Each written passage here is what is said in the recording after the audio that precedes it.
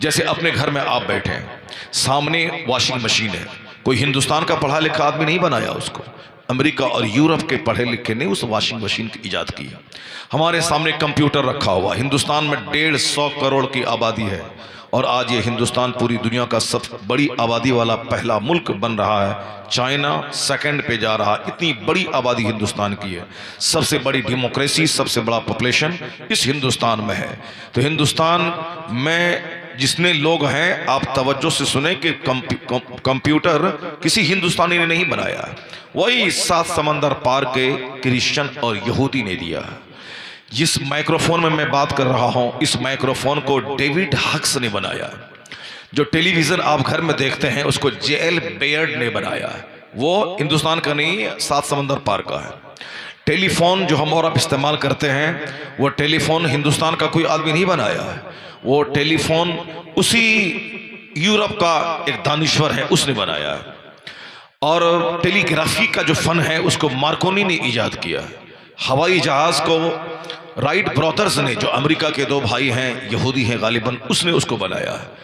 यहूदी, नसरानी, America, Britain, France, Norway, Canada, वहाँ के लोगों ने मोबाइल दिया तो हमारे हाथ में मोबाइल है। उन लोगों ने ट्यूबलाइट जलाया, इजाद किया तो आज मेरे घर में ट्यूबलाइट है। उन लोगों ने जनरेटर को इजाद किया तो आज जनरेटर मेरे घर में मौजूद है। उन लोगों ने एसी इजाद की तो आज हमारे साथ मौजूद है। ये हिंदुस्तान के पढ़े लिखे लोग बहुत इतराते हैं, उनसे कहा जाए कि एसी तुमने बनाया, हवाई जहाज तुमने पैदा की, साइकिल तुमने बनाया, मोटरसाइकिल तुमने बनाया, ये मोटर कार तुमने बनाया। जवाब में नथिंग। क्या हम सिर्फ खाएं, दूसरों की गिबत करें? हम खाएं, दूसरों की शिकायत की पोटली लेके बैठ जाएं? अमेरिका के लोग 6-6 महीने फजाओं में लटक कर वो रिसर्च करते हैं कि यूनिवर्स की इब्तदा और इंतहा कहाँ है, ये कायनात की इब्तदा और इंतहा कहाँ है, जमीन का और छोर कहाँ है, 7 तह में जो जमीन है उसकी सच्चाई क्या है, ये 7 तबक जो आसमान है, एक एक तबक की मोटाई कितनी है, यह सूरज बड़ा है या जमीन बड़ी है। वो वहां के दानिश्वर कहते हैं कि इस जमीन से करोड़ों गुना ज्यादा बड़ा वो सूरज है जो हमें एक फुटबॉल की तरह देखने में लगता है। इस जमीन में अमेरिका से लेके मलेशिया, सिंगापुर तक 200 से ज्यादा कंट्रीज इस जमीन में 75% पानी का हिस्सा है, समंदर है। सिर्फ 25% हिस्सा खुश्की का है, यानी ये इलाका जमीनी इलाका है जहां इंसान की आबादी रहती है। बाकी 75% समंदर है इस जमीन का। और पूरी जमीन, समंदर, पानी, खुश्की, बहरी, सारा इलाका मिला के सूरज के सामने कई करोड़ गुना छोटी है ये जमीन। और यह सूरज कई करोड़, डबल नहीं, ट्रिपल नहीं, 100 गुना नहीं, करोड़ों गुना ज्यादा बड़ा है वो सूरज। वो सूरज पे अगर कोई चला जाए, अगरचे जा नहीं सकता क्योंकि वो आग का गोला है, वो आग का गोला है। और इतने करोड़ मील दूरी पे रहने के बावजूद सूरज के सामने से जब बादल हट जाते हैं तो बदन जलने लगता है। और जिस दिन वो आधी दूरी पे आ जाए तो कोई इंसान जिंदा नहीं रह पाएगा, सारे लोग मर जाएंगे, चूंकि सूरज एक आग का गोला है वो। और इतनी दूरी पे अल्लाह ने रखा है कि जमीन पे रोशनी आ जाए और लोग भी जिंदा रहें। इसलिए 1000 गर्मी होती है, हम लोग मरते नहीं हैं, जलते नहीं हैं, चूंकि सूरज एक बैलेंस लिए हुआ है। वहां से थोड़ा सा भी नीचे आ गया सूरज तो सारे लोग जलकर राख हो जाएंगे। और अल्लाह ने इस जमीन को रहने के काबिल बनाया है। यहाँ से हवाई जहाज पे आप लोग चलते होंगे, बाहर जाते हैं, अमेरिका, यूरोप, सऊदी अरब कमाने के लिए जाते हैं, या हिंदुस्तानी में हैदराबाद पूरा जाते हैं, बागडोगरा बगल में। यहाँ से रोजाना हैदराबाद बेंगलोर की फ्लाइट चलती है, बहुत कामयाब एयरपोर्ट बन चुका है आपके बगल में।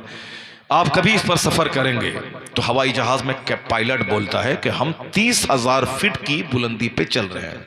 कितना? 30,000 फीट की बुलंदी, 30,000 फीट। ये थोड़ी, ये 1 फीट हो गया। अब 30,000 फीट की बुलंदी पे जहाज उड़ता है। अब वो क्या कहते हैं कि 30,000 फीट की बुलंदी पे जो जहाज का बाहर का टेम्परेचर है, यानी जहां जहाज उड़ता है उसके बाहर का जो टेम्परेचर है वो -40 डिग्री है। -40 डिग्री, -40 डिग्री का मतलब ये हुआ कि जैसे अभी जाड़े के मौसम में 8 डिग्री टेम्परेचर रहता है, 8, 9, 10, 11, 12, यहाँ तो 16, 17 है तो ठंडी लग रही है। और कश्मीर में -3 में चला जाता, बर्फ जम जाती है। और जहाँ -40 में टेम्परेचर चला जाए तो क्या आदमी तो गल जाएगा, मर जाएगा। लेकिन उसके बीच से जहाज उड़ता है और जहाज के अंदर में 30 डिग्री सेल्सियस टेम्परेचर बना के रखा जाता है ताकि लोग जिंदा रहें और चलते रहें। ठीक उसी तरह यहां से ऊपर हम लोग थोड़ा सा बढ़ें तो जिंदा नहीं रह पाएंगे, जमीन के नीचे घुस जाएं तो जिंदा नहीं रह पाएंगे। तो हमारे रहने के लिए जितना ऑक्सीजन चाहिए, जितनी हवा चाहिए, जितनी सूरज की लाइट चाहिए और जितनी गर्मी और सर्दी का मिक्सचर चाहिए, वो सब अल्लाह ने सुटेबल ढंग से हमको दे दिया कि यहां से थोड़ा सा ऊपर जाएं तो जिंदा रहना मुश्किल हो जाए। सूरज और चांद पे बंदा रह नहीं सकता, यूटेरस और वेनस पे बंदा रह नहीं सकता। ये जमीन ही रहने के लिए मुनासिब है। और इस जमीन में का टेम्परेचर जितना होना चाहिए, जैसे हवाई जहाज में अगर टेम्परेचर ना बनाए अंदर से तो बंदा मर जाएगा। ऑक्सीजन का इंतजाम रहता है, जब ज्यादा बुलंदी पे उड़े तो ऑक्सीजन नीचे आता है, आदमी सांस लगा के उसको जिंदा रहते हैं। अंदर का टेम्परेचर नॉर्मल बनाया जाता है। तो अल्लाह ने इस जमीन पे हमारे लिए नॉर्मल टेम्परेचर बनाया है। अल्लाह ने इस जमीन को हार्ड बनाया है ताकि 100 मंजिला मकान भी बन जाए, और इस जमीन को नर्म भी बनाया है ताकि इस जमीन की खुदाई करके फसल भी पैदा हो और हम नंगे पांव इस जमीन पे चल भी सकें। तो हार्डनेस और सॉफ्टनेस का मिक्सचर है ये जमीन। सूरज को जहां रहना चाहिए वहां अल्लाह ने रखा, चांद को जहां रहना चाहिए वहां अल्लाह ने रखा, और ये सारे अपने अपने मदार पे घूम रहे। दे फ्लोट ऑन देयर ऑर्बिट्स। ये कुल्लुन फी फलकिन यस्बहून, ये सब अपने मदार पे घूम रहे हैं। लश्शम्सु यंबगी लहा अन तुदरिकल कमर वलल लैलु साबिकुन नहार कुल्लुन फी फलकिन यस्बहून। सूरज के बस में नहीं है कि वह चांद को छू ले, छू ही नहीं सकता है। रात के बस में नहीं है कि वह दिन पर 1 मिनट चढ़ जाए। जो रात के लिए फिक्स्ड टाइम है, जैसे 6:18 में दिन निकलना है, रात का खत्म होना है, उससे 1 सेकंड आगे नहीं जा सकता। साल के 360 दिन में सूरज के मदार तय है। सूरज यहां से उगेगा, यहां डूबेगा, फिर यहां उगेगा, यहां डूबेगा। मशरिक एक है, मगरिब एक है। मशरिक माने ईस्ट, मगरिब माने वेस्ट। मशरिक माने सूरज के उगने की जगह, मगरिब का माना सूरज के डूबने की जगह। मगर कुरान शरीफ में आया है रब्बुल मशारिक वल मगारिब, कई मशरिक और कई मगरिब। क्या मतलब? पूरब तो एक ही है, पश्चिम तो एक ही है, और कई पूरब कहाँ है? लेकिन वह सूरज के उगने की जो जगह है, जाड़े के मौसम में सूरज कहाँ उगता है? इस तरफ उग रहा है।